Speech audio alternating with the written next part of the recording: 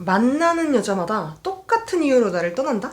연애를 시작해도 고작 몇 달을 못 넘기고 관계가 박살난다?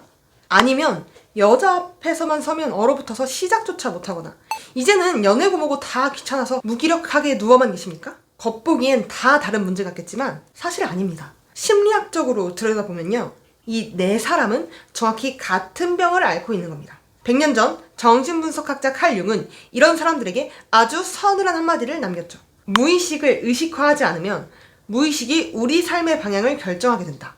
그리고 우리는 그것을 운명이라고 부른다. 쉽게 말해 당신의 연애가 계속 망하는 것도, 그 지긋지긋한 무기력증도 당신의 무의식이 만들어낸 결과라는 거죠. 오늘 이 영상에서 그 이유를 똑똑히 보여드리겠습니다. 끝까지 보면 지금까지 여러분의 연애가 왜 꼬일 수밖에 없었는지 소름 돋게 이해되실 거예요. 놀랍게도 서양 문헌에는 이미 800여 년 전에 여러분의 상태가 정확히 예견되어 있었습니다. 이게 여러분만의 문제가 아니라 12세기부터 반복되어 온 인간의 고유한 패턴이기 때문이죠. 이 이야기의 정체는 바로 서양 파르시팔 신화, 즉 성배 신화입니다. 신화로 읽는 남성성에는 남성 심리가 어떤 이유로, 어떤 식으로 위기를 겪게 되고 극복할 수 있는지 중요한 상징들을 통해 설명하고 있습니다. 근데 이게 신화적 내용이라 융 심리학을 비롯한 어느 정도 심리학적 지식과 기반이 없으면 잘 이해하기 힘들 거예요. 그래서 오늘은 제가 꼭 알아야 할 핵심만 뽑아서 정리해드릴게요. 이게 남성 신화다 보니 직접적인 여성 심리를 다루지는 않지만 여성들도 내 안의 남성성이 잘 통합되는 중인가 알아보기 위해서라도 새겨들을 필요가 있습니다. 먼저 성배 신화에는 허벅지에 치유되지 않는 상처를 입은 어부왕이 나옵니다. 대부분 허벅지 상처로 표현되는데 어떤 판본에는 화살에 두 고환이 꿰뚫려서 아파한다고도 나옵니다. 갑자기 고환고치? 이게 무슨 의미일까요? 심리학에서 말하는 허벅지의 상처는 대부분 생식 능력의 박탈을 의미하는데 이게 진짜로 생물학적으로 고자가 되었다는 게 아니라 심리적으로 그렇다는 겁니다. 즉, 심리적인 고자, 타인과 깊은 관계를 맺는 능력이 박살났다는 뜻이죠. 왕이 아프니까 왕국 전체가 황무지로 변합니다. 곡식이 안 자라고 땅이 메말라가고 과부는 울부짖고 기사들은 죽어나간다고 묘사되죠. 이거 잘 들어보면 어디서 많이 본 풍경 아닙니까? 낮에는 멀쩡하게 출근하고 게임하고 웃으면서 사는데 속으로는 피를 철철 흘리는 현대의 많은 남성들, 그들의 아픔을 묘사하는 걸로도 보여요. 관계를 맺는 회로가 고장나서 방구석 안에만 갇혀서 인생이 점점 폐허가 되어가는 상태, 그게 바로 현대판 어부왕, 바로 당신입니다. 다행히 이 신화에는 그 상처를 치유할 단 하나의 질문이 나옵니다. 그 질문이 뭔지는 이따 영상 후반부에 공개하도록 하고 우선 우리 마음속 고장난 서랍부터 열어봅시다. 융학파의 거장 로버트 존스는 남자의 무의식 속에 여성성과 관계된 6개의 서랍이 있다고 말합니다. 평생 어떤 여자를 만나고 제대로 된 연애를 할 수 있느냐 없느냐가 이 서랍 정리 상태에 달려있다는 거죠. 제가 지금부터 하나씩 열어볼 테니 내 서랍은 몇 번이 고장났나 한번 체크해보세요. 첫 번째 서랍, 실제 어머니. 이건 나를 낳아준 진짜 엄마를 의미합니다. 늙고 실수도 하고 잔소리도 하는 현실의 인간이죠. 이 서랍이 건강하다는 건 우리 엄마도 완벽하지 않은 한 명의 인간이구나 라고 인정하고 정신적으로 독립했다는 뜻입니다. 이게 안 되면 엄마를 신처럼 모시거나 아니면 뭔가 망할 때마다 다 엄마 탓이야 이러면서 징징대는 정신적 탯줄이 아직 잘리지 않은 어른아이가 됩니다. 두 번째 서랍, 어머니 콤플렉스. 존슨이 남자 심리의 독약이라고 부른 놈들입니다. 이건 진짜 엄마가 아닙니다. 아무 책임도 안 지고 갓난아기때로 돌아가서 무조건적인 돌봄을 받고 싶다는 거대한 퇴행 욕구죠. 왜 일요일 밤 출근하기 전에 가끔 침대에 누워 이런 생각 하시죠? 누가 내 인생 좀 대신 살아줬으면 좋겠다. 누구나 이런 마음이 있습니다. 하지만 이게 내 삶의 OS, 그러니까 내 삶의 운영체제가 돼버리면 파멸하게 되는 거죠. 취업도 안 하고 연애도 안 하고 아무것도 안 하고 누워만 있는 무기력. 그거 게으른 거 아닙니다. 누가 나를 구원해주기 전까지 손가락 하나 까딱 안 하겠다는 무의식의 파업인 거죠. 세 번째 서랍, 어머니 원형. 이건 인류의 무의식에 흐르는 대자연의 풍요라고 묘사됩니다. 봉준호 감독의 영화 마더 기억하시나요? 이 영화가 어머니의 원형을 진짜 극단적으로까지 표현한 겁니다. 네가 무슨 짓을 해도 다 안아줄게. 한마디로 아들이 살인을 하고 들어와도 따뜻한 밥상을 차려주는 그 맹목적인 품을 의미하죠. 이 에너지가 건강하면 나도 타인을 품을 수 있는 진짜 어른이 되지만 이걸 엉뚱하게 현실의 여자친구에게 투사한다? 그럼 지옥이 시작되는 겁니다. 내가 무슨 개판을 쳐도 넌 엄마처럼 날 다 용서해야지. 이 미친 요구를 당당하게 하게 되거든요. 네 번째 서랍, 아니마. 남자들이 처음 본 순간 운명이구나 하면서 첫눈에 반하는 마법. 그게 사실 진짜 상대 여자를 본 게 아니거든요. 내 무의식 속 완벽한 여신인 아니마를 그 여자한테 투사한 겁니다. 연애 아예 못하는 남자들, 혹은 이상형이 아주 우주 끝에 있는 남자들, 혹은 현실 여자는 싫고 뭐 아이돌이나 2D 캐릭터에만 목숨 거는 남자들, 내면적으로는 다 비슷한 메커니즘입니다. 현실 여자는 나를 거절하기도 하고 실망도 주지만 머릿속에 있는 아니마는 완벽하거든요. 위험한 현실 대신 안전한 환상 속에서 살겠다는 이 아니마적 환상이 사로잡힌 거죠. 아니마는 내용이 깊어서 다음 기회에 각 잡고 한번 털겠습니다. 다섯 번째 서랍, 아내와 연인, 즉 파트너 서랍이죠. 드디어 나왔네요. 여신도 아니고 엄마도 아니고 나와 동등하게 인생의 무게를 나눠 들고 가는 파트너. 이 서랍은 여자에게 육체적 쾌락만 바라거나 엄마 같은 무조건적인 수용만 원했던 내 태도가 얼마나 유치하고 이기적이었는지 뼈저리게 반성할 때 비로소 열립니다. 이게 있는 남자는 솔로여도 언제든 연애할 준비가 된 사람입니다. 이게 없으면 여자를 100명 만나도 다 아무 소득 없이 깨집니다. 연애도 깨지고 통장도 깨지고 내 멘탈도 깨지겠죠. 여섯 번째 서랍, 소피아. 마지막은 지혜의 여신 소피아입니다. 어머니 원형이 내 아픔에 같이 울어주는 품과 같았다면 소피아는 냉정하게 진실을 찌르는 지혜의 눈입니다. 내가 울고 있을 때 소피아는 이렇게 말하죠. 지금 우는 건 슬퍼서가 아니라 책임을 회피하고 싶어서 부리는 땡깡이야. 다 울었니? 이제 당장 일어나서 네 할 일을 하렴. 차갑죠? 하지만 이게 최고 차원의 여성성입니다. 이거 되게 쌉티 아니에요? 이런 게 여성성이에요? 놀랍게도 대부분의 신화에서 이런 지혜를 여성으로 표현하곤 합니다. 남자가 이 여성성인 소피아와 연결되면 더 이상 여자의 리액션이나 외부의 평가에 목매지 않는 정신적 독립을 이룰 수 있습니다. 자, 6개의 서랍 다 확인하셨죠? 이 요소들은 각자의 자리에 있으면 참 좋은 자원입니다. 하지만 로버트 존스는 이렇게 경고하죠. 비극은 한 측면이 다른 측면과 뒤섞여 분간이 안 될 때 발생한다. 융심리학에서는 이걸 혼동이라고 부릅니다. 서랍의 내용물이 뒤죽박죽 섞이는 순간 연애도 꼬이고 인생도 꼬입니다. 만나는 여자마다 나를 가스라이팅하는 마녀처럼 느껴지고 숨이 막혀서 관계를 포기하고 방구석에 들어눕게 되는 거죠. 난 그 정도는 아닌데? 이렇게 생각하는 남성분들 많으신데요. 진짜 무서운 게 뭔지 아세요? 본인이 그러고 있는 걸 본인은 절대 모른다는 겁니다. 이건 무의식의 영역이니까요. 그래서 지금부터 이 혼동이 만들어낸 가장 징글징글한 미성숙한 남성의 4가지 유형을 보여드리겠습니다. 하나라도 뜨끔하면 거기가 바로 당신의 고장난 부분입니다. 첫 번째는 네가 정의 빌런입니다.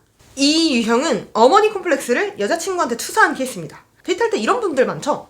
뭔가 의사를 물어보면 아무거나 네가 편한 거 먹자. 네가 편한 대로 해. 본인은 배려라고 착각하겠지만 이게 계속되다 보면 여자는 금방 눈치챕니다.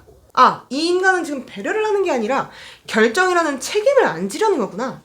그러다가 여자가 지쳐서 오빠는 왜 계획을 안 짜? 이렇게 물어보면 미안해하긴커녕 삐지게 됩니다. 너 편하게 해주려고 그런 거잖아. 이건 배려를 해줘도 욕먹네? 하면서 동굴로 기어들어가죠.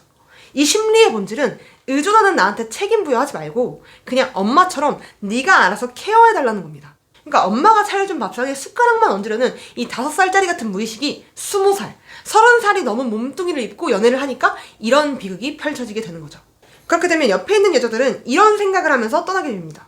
이 사람이랑 있으면 연애를 하는 게 아니라 육아를 하는 것 같아. 얘랑 있으면 육아를 하는 것 같아. 두 번째 유형, 내가 바람 펴도 너는 절대 피지 마 빌런입니다. 조건 없는 돼지의 품. 어머니 원형을 여자친구한테 투사한 케이스입니다. 이 남자에게 연인은 사람이 아니라 나를 무조건 이해해주고 받아들여줘야만 하는 신입니다. 자기는 막 연락 6시간 끊고 술 마셔도 여자가 넓은 아량으로 이해해야 한다고 믿습니다. 최고의 여자는 이렇게 이해심이 넓은 여자지. 이런 말을 입에 달고 살죠. 근데 여자가 똑같이 하면 눈 뒤집힙니다. 전형적인 내로남불. 왜냐? 내 여자는 나를 다 품어주는 대자연이어야 되니까. 그 여자에게도 한계가 있다는 걸 인정 못하는 겁니다. 그러니까 이 남자는 지금 연애를 하는 게 아니라 자기가 우주의 중심이었던 갓난아기 시절의 전능감을 테스트하고 있는 겁니다. 이게 그나마 연애할 때야 괜찮지 솔로일 때는 세상을 향해 폭발합니다. 세상이 날 안 알아줘. 어차피 노력해도 안 돼. 이렇게 여자한테 부리던 때를 세상에 부리게 되죠. 커뮤니티에 있는 불건강한 남성들의 무기력과 냉소의 뿌리가 바로 여기에 있습니다. 세 번째 유형, 감정 쓰레기통 빌런. 이건 어머니를 여자친구한테 투사한 케이스입니다. 가장 흔하고 확실하게 관계를 파멸시키는 유형이죠. 기분 나쁜 일이 있으면 데이트 내내 막 똥 씹은 표정으로 앉아있습니다. 여자가 눈치 보면서 물으면 톡톡 쏘아붙이죠. 참다 못해 화를 낸다? 이런 말이 나옵니다. 넌 이것도 이해 못해줘? 넌 내 여자친구잖아. 내가 편하니까 진짜 내 모습 보여주는 거잖아. 뭔가 이렇게 대단한 신뢰의 증거인 것처럼 말하는데 착각하지 마세요. 이건 감정 표현이 아니라 배설입니다. 밖에서 기분 나쁜 일 겪고 집에서 엄마한테 문 쾅 닫고 반찬 투정 부리는 그 사춘기 고딩 짓을 여자친구한테 배설하고 있는 거죠.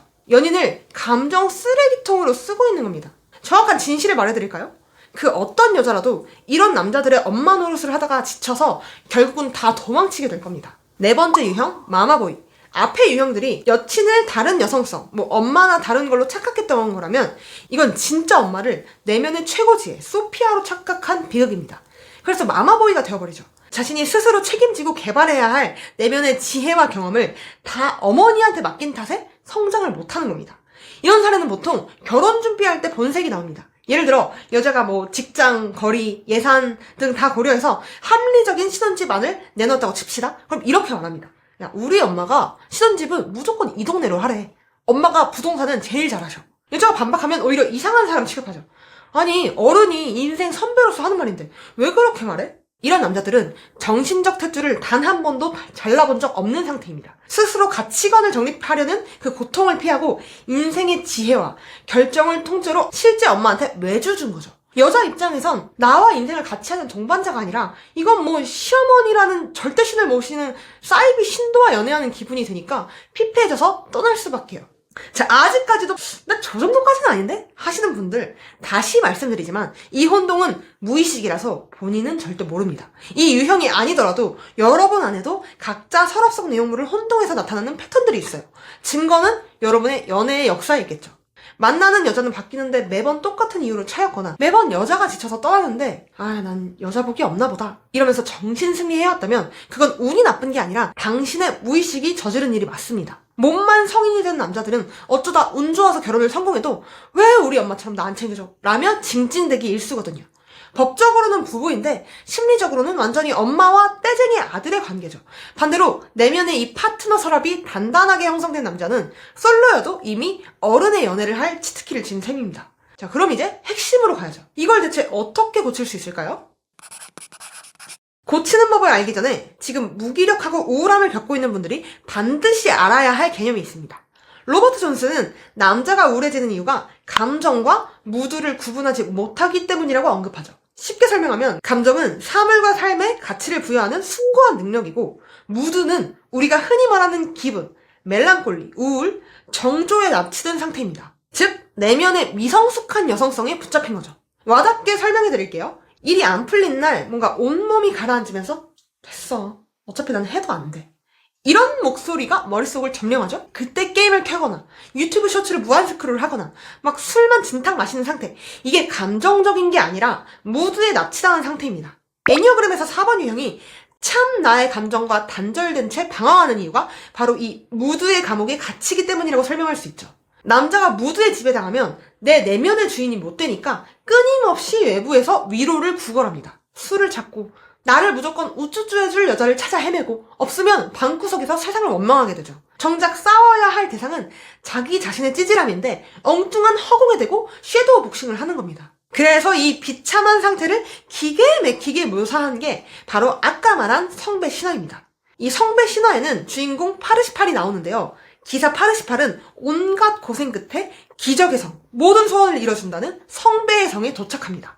그런데 눈앞에 성배를 두고도 아무 기적도 얻지 못한 채 그냥 쫓겨나요. 왜일까요? 바로 그때 파르시팔은 어머니가 직접 짜준 낡은 외투를 입고 있었기 때문입니다. 눈치 빠른 분들은 벌써 이 외투가 상징하는 게 뭔지 알아차렸을 거예요. 바로 어머니 콤플렉스죠. 몸은 다 컸어도 심리적으로 엄마의 품이라는 이 낡은 외투를 벗지 못하면 눈앞에 아무리 좋은 여자와 아무리 좋은 기회가 와도 절대 내 것으로 만들 수 없습니다.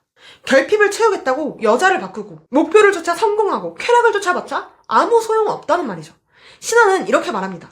진정한 성배는 외부의 여자에게 있는 게 아니라 내 안에 성숙한 여성성을 깨울 때 오는 거라고요. 중세 그리스도인 속담 중에 하느님을 찾는 행위는 하느님을 모욕하는 것이다 라는 말이 있습니다. 즉 하느님은 이미 어디에나 있는데 찾아 헤맨다는 것 자체가 하느님의 현재성을 의심한다는 것, 그 존재를 의심한다는 뜻이니까요. 마찬가지로 당신이 연애에서 진짜 찾고 있었던 건 당신을 돌봐줄 완벽한 엄마가 아니라 아직 만나지 못한 온전한 당신 자신입니다. 그건 계속 당신과 함께하고 있었죠. 파르시팔은 이후로 20년을 더 방황한 끝에야 어머니의 외투를 벗어던지고 다시 성으로 돌아옵니다.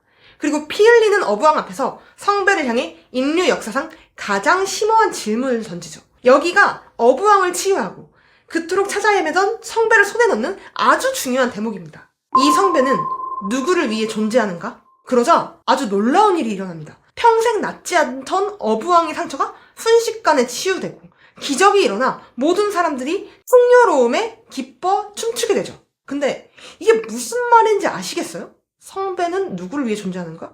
이 질문이 왜 기적을 일으켰을까요? 제가 아주 쉽게 말씀드릴게요. 이걸 현대 언어로 바꾸면 이겁니다. 내 삶의 중심은 어디인가? 내 우주의 중심은 고작 나인가? 미성숙한 남자들은 세상과 여자가 나를 위해, 내 행복을 위해 존재해야 한다고 믿습니다. 이게 바로 모든 만물이 자기를 떠받기를 바라는 유아적 전능감이죠. 그러나 성배는 질문에 이렇게 대답합니다. 성배는 성배왕을 위해 존재한다. 성배는 20년간, 몇 년간을 수없이 노력하고 찾아 떠난 파르시팔을 위해 존재하는 게 아니었습니다. 성배왕을 위해 존재한다는 거죠.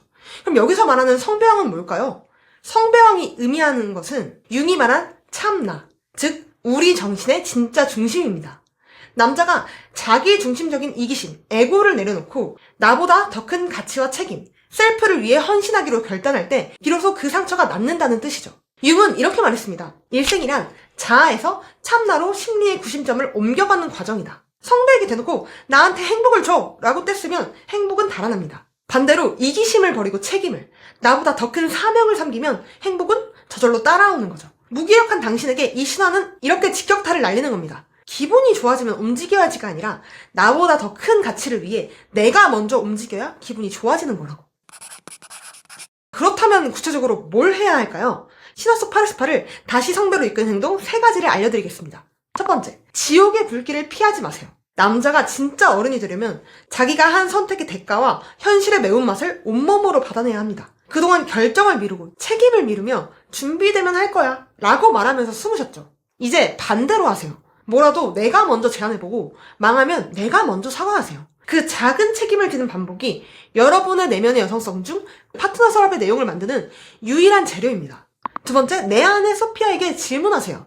무드에 납치당해 가라앉고 세상 탓이 시작될 때 스스로에게 소피아의 선곡 같은 질문을 던져보는 거죠. 조던 피터슨은 사람들이 의미 있는 삶을 살지 못하는 이유에 대해 이렇게 지적합니다. 우리에겐 2가지 선택지가 있다고요. 첫 번째는 내가 하는 모든 게 아무 의미가 없다고 믿는 것이고, 두 번째는 내가 하는 모든 일이 중요하다고 믿으며 사는 것입니다. 무의미한 삶을 누가 선택하겠냐 싶지만 많은 사람이 아직도 첫 번째 선택지에서 벗어나지 못합니다. 이유는 하나죠. 아무것도 할 필요가 없으니까. 내가 완전히 쓸모없는 상태로 살면 모든 책임을 회피할 수 있으니까요. 그래서 의도적으로 우울하고 무기력한 상태에서 벗어나지 못하는 겁니다. 그러니 가슴에 손을 얹고 진솔하게 물어보세요. 내가 지금 진짜 슬픈 건지, 아니면 책임을 피하고 싶어서 부리는 땡깡인지. 내 슬픔에 같이 울어주고 위로해줄 사람만 찾지 말고 일어나서 해야 할 일을 하도록 밀어주는 내면의 단호한 지혜를 길러내야 합니다. 세 번째, 지금 스스로 미뤄왔던 결정 하나를 내리세요. 여기서 인생의 가장 힘들고 가장 아픈 진실을 얘기해드려야 할 것 같습니다. 자, 단언컨대 제가 맹세코 말하는데 당신이 살면서 당신을 100% 이해해주는 완벽한 여자는 절대 오지 않습니다. 확신할 수 있습니다. 절대, 네버, 단연코, 결코 오지 않아요. 어쩌다 운 좋게 온다고 해도 지금 그 낡은 외투를 입고 있는 당신은 그 여자를 몰라보고 쫓아낼 겁니다. 미성숙한 남자들은 자꾸 내면의 여성성을 실제 여성에게 투사하며, 혹은 멘토나 다른 어떤 외부의 대상에게 투사하며 그 대상이 자신의 삶과 과업을 대신 결정해주길, 책임져주길 바랍니다. 상담을 받으면, 이 코칭을 받으면, 이 책을 읽으면 뭔가 달라지겠지. 이런 식으로 아직 읽지 않은 책 속에 답이 있을지도 모른다. 그런 상상 속에 끝없이 그 신기루를 찾아 헤매는 거죠. 융 분석가 데릴 샤프는 이런 심리를 아버지 콤플렉스라고 불렀습니다. 인생의 모든 답이 적힌 거대한 책이 어딘가 있을 거라는 환상인 거죠. 그런 책이 있으면 얼마나 편하겠어요? 스스로 생각할 필요조차 없을 테니까요. 그러나 진짜 남성으로서 성장하기 위해서는 그 편함으로 나를 유혹하는 요람에서 벗어나서 나와야 합니다.